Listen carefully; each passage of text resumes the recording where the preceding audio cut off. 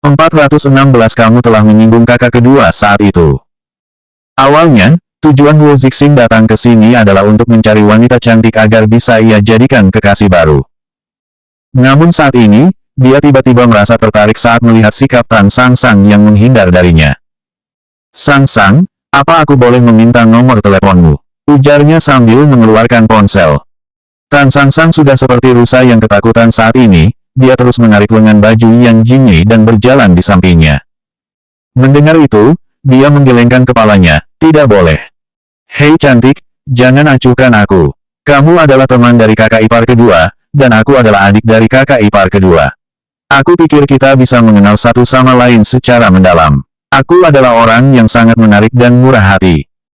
Setelah itu, Huo Zixing memamerkan black card-nya yang tidak memiliki limit tersebut dan melambaikannya. Tan Sangsang terus menggelengkan kepalanya. Kali ini, dia bahkan tidak mau bicara lagi dengan Huo Zixing. Yan Jingyi melirik Huo Zixing dengan jijik, apa seperti itu cara kakakmu untuk memenangkan hati para wanita dulu? Kakak ketiga kaya, para wanita itu bahkan langsung melemparkan diri kepadanya secara sukarela begitu mendengar namanya.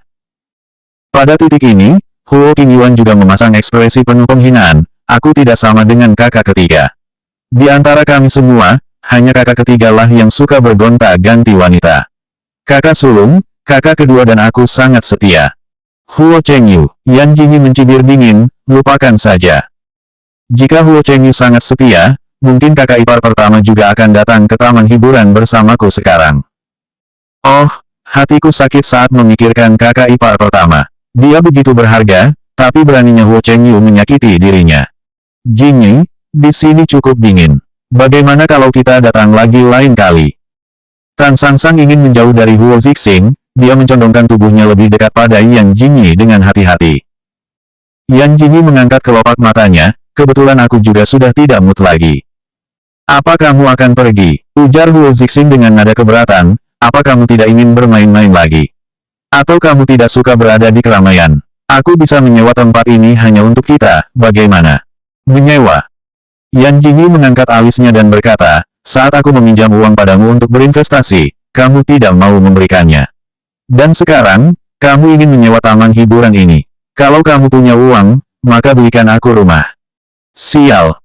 Kamu telah menyinggung kakak kedua saat itu, aku akan mati kalau berani meminjamimu uang. Huo Zixing melipat bibirnya, pura-pura tidak mendengar. Dia diam-diam menoleh pada Tan Sangsang, mengedipkan matanya seraya berkata, Sangsang, kurasa wawancara kemarin berjalan tidak cukup baik, bagaimana kalau kita lakukan sekali lagi? Tan Sangsang kembali menggelengkan kepalanya, itu sudah bagus, tapi jika Tuan San Xiao ingin melakukan wawancara lagi juga tidak apa-apa. Kebetulan, reporter bagian keuangan dan ekonomi telah kembali. Huo Zixing kehilangan kata-katanya. Melihat Yan Jingyi yang sudah bersiap-siap keluar, Huo Zixing pun panik, kakak ipar kedua, temanku membuka klub hiburan di dekat sini, itu sangat menarik. Bagaimana kalau kita pergi ke sana? Yan Jingyi menjawab tanpa ekspresi, aku tidak berminat. Ayo pergi, ada acara yang seru di sana setiap hari Sabtu. Seru. Huo Zixing berlagak misterius, sekelompok pewaris kaya raya akan menunjukkan bakat mereka masing-masing. Mereka bertaruh dalam jumlah besar. Sang pemenang akhirlah yang akan mengambil semua uang itu, sementara yang kalah akan menjadi mainan mereka. Alis Yan Jingyi bergerak, kedengarannya menarik. Bakat apa yang harus ditampilkan? Bakat yang istimewa, misal, siapa yang mampu bertaruh paling banyak, siapa yang paling banyak berkencan dengan wanita. Bahkan ada yang menunggang kuda dan menembak.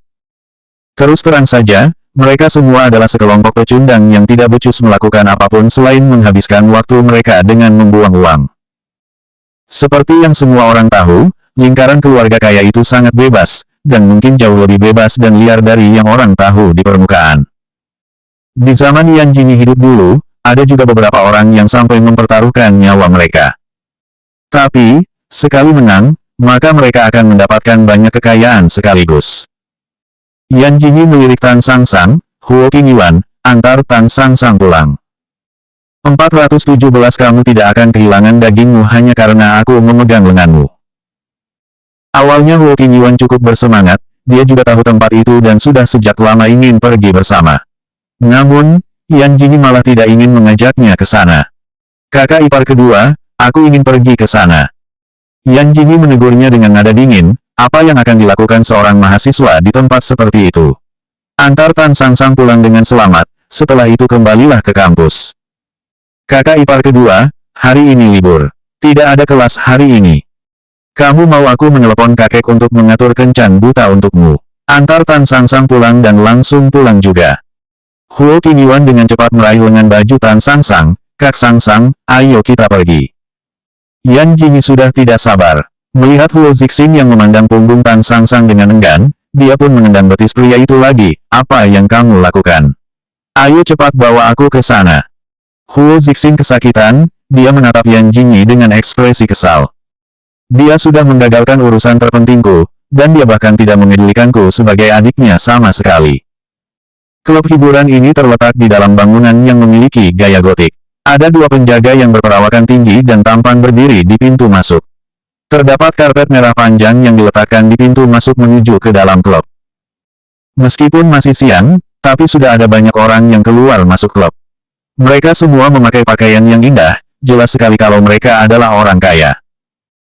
Yan Jingyi melihat kerumunan anak muda yang tidak ada habisnya, matanya tiba-tiba tertuju pada tempat yang khusus menjual topeng. Apa itu? Huo Zixing mengikuti arah telunjuknya. Oh, ada pesta dansa di malam hari. Apa kamu ingin bergabung, kakak ipar kedua? Huo Zixing baru saja akan mengatakan bahwa tidak ada gunanya menggunakan topeng, tapi Yan Jingyi lebih dulu memerintahnya, belikan aku satu topeng yang cantik. Kakak ipar kedua, apa kamu benar-benar ingin bergabung? Mereka menyebutnya pesta topeng, tapi sebenarnya itu hanyalah acara yang dimanfaatkan oleh para pria dan wanita untuk melakukan cinta satu malam. Jika aku menyuruhmu beli, ya beli saja. Kenapa cerewet sekali? Oke. Huo Zixing dengan tegas membuka pintu toko tersebut dan masuk. Beberapa saat kemudian, dia kembali dengan membawa dua topeng. Topeng pertama untuk pria. Topeng tersebut terlihat seperti topeng yang biasa digunakan di pesta, terlihat cukup bodoh. Lumayan cocok untuk karakter Huo Zixing. Sementara, topeng yang lain adalah topeng kelinci yang dibuat sangat indah dan mewah. Kenapa topeng ini sangat feminin? Yan Jingyi tampak jijik. Feminin. Huo Zixing mau tidak mau menatapnya dari ujung kepala hingga kaki, bukankah kamu seorang wanita? Memang harusnya kamu memakai barang-barang yang feminin, kan? Lupakan saja, aku akan mencobanya.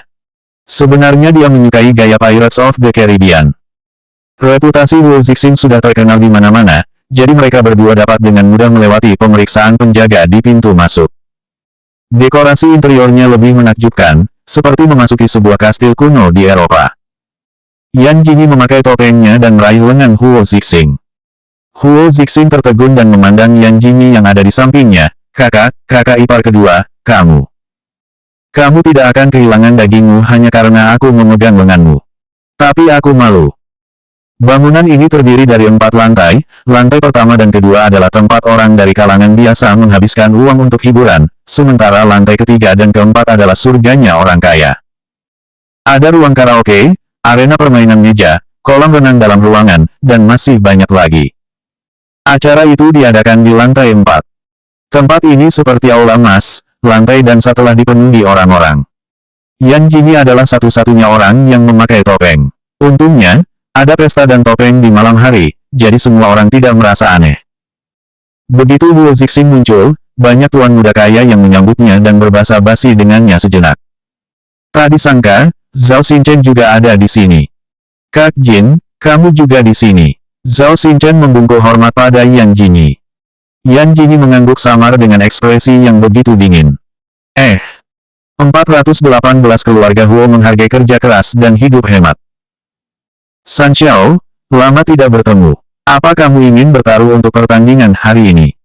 San Xiao, apa wanita cantik bertopeng ini adalah kekasih barumu? San Xiao.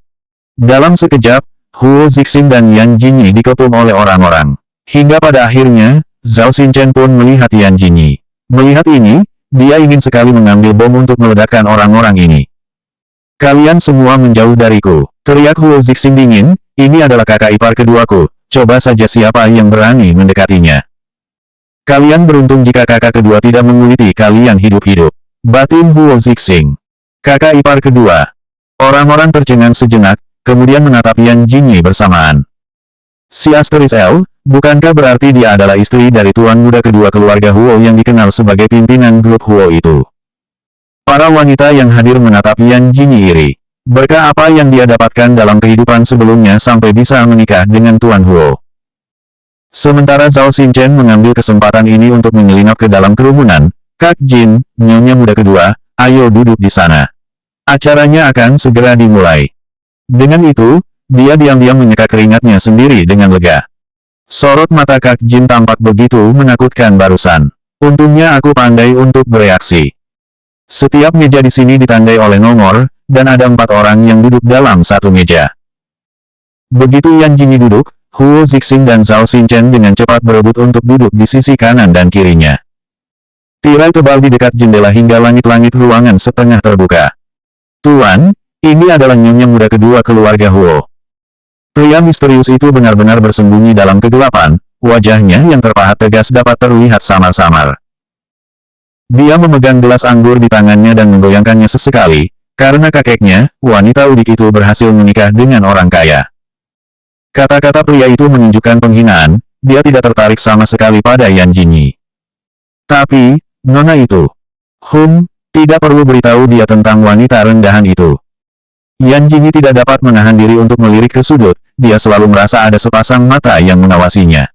Perasaan itu membuatnya tidak nyaman. Akhirnya, acara pun dimulai. Seperti yang diharapkan dari acara orang kaya kalangan atas, pembawa acara yang mereka undang juga sangat terkenal.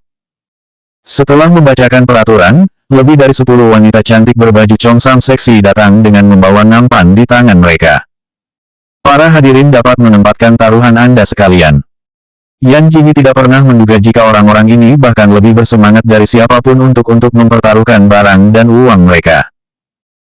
Ada yang langsung menyetor uang ratusan ribu, ada yang mengeluarkan jam tangan dan cincin berlian senilai jutaan yuan, bahkan ada juga yang langsung mempertaruhkan sertifikat kepemilikan properti mereka. Sesaat kemudian, giliran Zhao Xinchen pun tiba. Tidak perlu dikatakan lagi, semua orang juga tahu jika Huo Zixing adalah tuan muda ketiga dari keluarga Huo. Namun, keluarga Zhao juga keluarga terpandang di Senjing, semua orang sangat penasaran dengan apa yang akan dipertaruhkan Zhao Xinchen. Nyonya muda kedua, aku akan mempertaruhkan ini atas namamu. Zhao Xinchen memutar kunci di tangan dan meletakkannya di nampan. Ada sebuah kotak di dalam gudang, dan di dalamnya terdapat 3 lukisan karya Master Mo. Semua orang menjadi heboh begitu nama Master Mo keluar dari mulut Zhao Xinchen. Nama asli Master Mo adalah Mo Yu, seorang pelukis kontemporer terkenal. Karya-karyanya sangat sulit ditemukan sekarang, dan Zhao Xinchen justru langsung mengeluarkan 3 sekaligus. Apa yang harus dipamerkan? Huo Zixing mencibir dingin, dia tahu betul sifat pelit dari kakak ipar keduanya.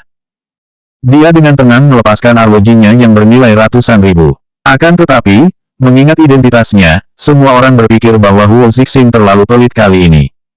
Tidak mungkin. San Xiao, saat Zhao Xinchen mempertaruhkan 3 lukisan Master Mo sekaligus, kamu hanya mempertaruhkan 1 arloji. Canda seorang tuan muda dari salah satu keluarga kaya yang cukup akrab dengan Huo Zixing. Huo Zixing menatapnya tajam seraya mencercanya, apa kamu tidak tahu jika keluarga Huo kami menghargai kerja keras dan hidup hemat? Aku sudah cukup baik mempertaruhkan arloji ini untuk kalian. Awalnya, dia ingin mengatakan bahwa dia melakukannya untuk Yan Jingyi. Namun, dia takut Yan Jingyi justru akan memukulnya. 419 Aku juga akan menari striptease di sini. Huo Zixing, kenapa kamu pelit sekali? Yan Jingyi tiba-tiba menegurnya.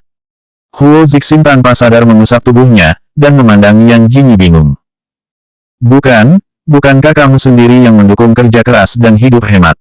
Kenapa kamu justru memarahiku? Apa karena ada adik kecilmu Zhao Xinchen di sini, jadi kamu sudah tidak menginginkanku lagi? Huo Zixing sedikit mengerjap, matanya sudah sedikit merah, dia merasa begitu sedih. Ayo, tulis cek senilai 1 juta dan pertaruhkan itu atas namaku. Aku tidak membawa cek. Apakah Yan Jingyi sedang kerasukan? Biasanya dia bahkan sangat sulit untuk mengeluarkan uang sebesar 10 yuan, tapi kali ini dia justru menyuruhku untuk mengeluarkan uang 1 juta yuan secara cuma-cuma. Lagi pula, aku tidak mungkin memenangkannya kembali. Buat sebuah video yang menyatakan bahwa dirimu akan mentransfer uang sebesar 1 juta yuan untuk orang yang menang. Huo Zixing terpaksa merekam video. Setelah semua orang telah bertaruh, nilai total taruhan ini sudah mencapai ratusan juta. Mata Yan Jingyi berbinar cerah, sudut bibirnya tak berhenti mengulas senyum, seolah-olah dia tengah melihat gunung emas besar tengah melambai padanya. Ada berbagai macam keterampilan yang ditandingkan, mulai dari catur, badminton, berenang, dan bahkan ada pertandingan siapa yang memiliki kekasih paling banyak. Orang-orang bisa memilih grup mana yang akan dipertaruhkan. Melihat Huo Zixing dan Zhao Xinchen yang saling melemparkan tatapan permusuhan, Yan Jingyi pun tak bisa menahan diri untuk menendang mereka. Meja belakang kita sedang mengadakan perlombaan siapa yang paling banyak memiliki kekasih, bergabunglah juga. Huo Zixing menggeleng. Yan Jingyi langsung menunjukkan ekspresi tidak senangnya. Alasannya, mereka lebih banyak bermain-main daripada aku. Huo Zixing menunjuk ke arah salah seorang tuan muda kaya dengan rambut yang dicat kuning. Keluarga orang itu menjalankan bisnis di bidang klub hiburan. Dia bergonta-ganti kekasih setiap hari. Setelah itu, dia menunjuk ke arah orang yang lain, yang itu bahkan lebih hebat. Dia mengencani pria dan wanita. Tidak berlebihan jika mengatakan bahwa mantan kekasihnya tersebar di seluruh penjuru negeri ini. Mendengar ini, Yan Jingyi menatap Huo Zixing dengan tatapan menghina. Huo Zixing, kamu tidak mampu. Siapa bilang dia tidak mampu? Namanya adalah Huo Zixing, tentu saja dia sangat amat mampu. Kak Jin, bagaimana kalau kamu juga mengikuti salah satu pertandingan? Tidak masalah jika kamu kalah, yang penting kamu sudah berpartisipasi. Ujar Zhao Xinchen penuh ketulusan. Yan Jingyi meliriknya, siapa bilang aku akan kalah? Zhao Xinchen buru-buru menggelengkan kepalanya. Kak Jin selalu menjadi pemenang dan tidak akan pernah kalah. Pertandingan menjadi semakin seru, dan semakin banyak orang yang tersingkir. Tiba-tiba, Yan Jingyi bangkit dan berjalan dengan tenang ke arah mimbar. Dia kemudian langsung merebut mikrofon dari tangan pembawa acara yang tengah membacakan daftar pemenang. Sontak pembawa acara itu pun menoleh untuk melihat orang yang telah merebut mikrofonnya. Dia mengerjap bingung begitu melihat sang nyonya muda kedua Huo yang baru saja membuat kehebohan lah yang telah merebut mikrofonnya. Yan Jingyi menepuk mikrofon tersebut, bagaimana kalau kita memainkan pertandingan besar? Sekelompok ahli waris kaya mulai bersorak. Nyonya muda kedua ingin bermain apa? Bukankah ini adalah kali pertamanya nyonya muda kedua datang ke sini? Jika kita menang, bisakah kamu melepaskan topengmu? Apa gunanya melepas topeng? Bagaimana kalau nyonya muda kedua menemani kita minum saja? Huo Zixing menggebrak meja, orang-orang ini sudah bertindak terlalu jauh. Apa kalian pikir kakak ipar kedua adalah orang yang mudah diganggu? Dihormati atau tidaknya seorang wanita yang menikah dengan keluarga kaya bergantung pada statusnya dalam keluarga tersebut dan seberapa perhatiannya sang suami padanya. Jelas, bagi mereka status Yan Jingyi sebagai nyonya muda kedua tidak patut dihormati. Sekelompok sampah ini telah menunggu untuk dibunuh oleh Kak Jin kita. Sementara, Yan Jingyi masih tampak tenang di atas panggung. Dia menyapukan pandangannya ke sekelilingnya sebelum meninggikan sebuah seringaian. Aku akan berdiri di sini. Kalian datanglah ke sini satu per satu. Kalau ada yang bisa mengalahkanku dalam waktu 30 detik, aku tidak hanya akan menemani kalian minum, tapi aku juga akan menari striptease di sini. 420 memukul orang dengan kemoceng. Seluruh hadirin gempar begitu mendengarnya. Dalam sekejap, suara riuh terdengar memenuhi lantai 4. Si Asteris L, nyonya muda kedua ternyata unik. Apa dia bisa bermain ini? Lihatlah tulangnya, apa dia cari mati? Teman-teman, aku yang akan pertama pergi. Jadi jangan coba-coba untuk menyerobotku. Dalam waktu singkat, sudah ada lebih dari 10 orang yang mengantri. Jangan khawatir semuanya. Jika aku menang, dia menggantungkan ucapannya, semua uang dan barang yang kalian pertaruhkan malam ini akan menjadi milikku semua. Tidak masalah. Nyonya muda kedua, kamu harus menepati janjimu. Jangan sampai menyesalinya. Di mata para ahli waris keluarga kaya itu, tindakan Yan Jingyi sudah jelas mencari mati. Aku tidak pernah menarik kembali kata-kataku.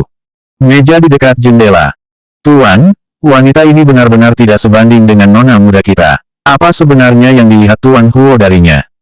Pria itu menarik dasinya dengan santai, tidak ada seorang pun di dunia ini yang bisa menandingi adikku.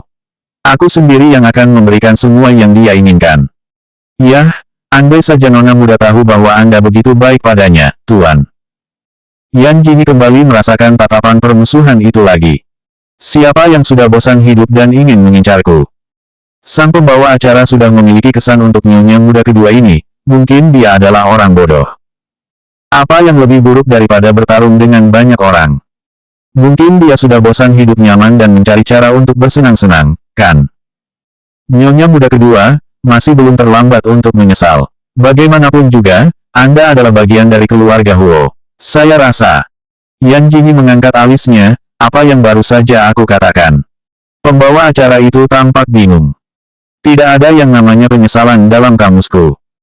Ya sudahlah, yang penting aku sudah berbaik hati membujuknya. Terserah dia mau dengar atau tidak. Pembawa acara tersebut kemudian menjelaskan secara singkat mengenai peraturan pertandingan. Yan Jini mundur beberapa langkah dengan tangan yang ia letakkan di balik punggung. Huo Zixing dan Zhao Xinchen sangat bersemangat, mereka bahkan menyemangatinya dari sana, tidak ada tanda-tanda kekhawatiran sedikit pun di wajahnya. Sepertinya hubungan San Xiao dan nyonya muda kedua tidak sebaik kelihatannya. Lihatlah dia, bukankah dia tampak begitu bahagia di atas kemalangan kakak iparnya? Aku juga senang, wanita itu juga muncul entah dari mana, ku dengar dia bukan berasal dari kalangan kita. Bisa dibilang dia hanya cukup beruntung karena menikah dengan keluarga kaya. Pantas saja, aku selalu mengira bahwa yang akan menjadi menantu kedua dari keluarga Huo adalah Nona Muda Bai. Benarkah? Aku pernah bertemu dengan Nona Muda Bai, dia cantik sekali. Huo Zixing menoleh dan memelototi pria yang tengah membicarakan Yan Jini itu, kakak ipar keduaku sedang berada di atas panggung. Siapa yang berani mengoceh, akan aku robek mulut kalian. Orang-orang itu langsung menutup rapat mulut mereka, sorot matanya penuh ketakutan.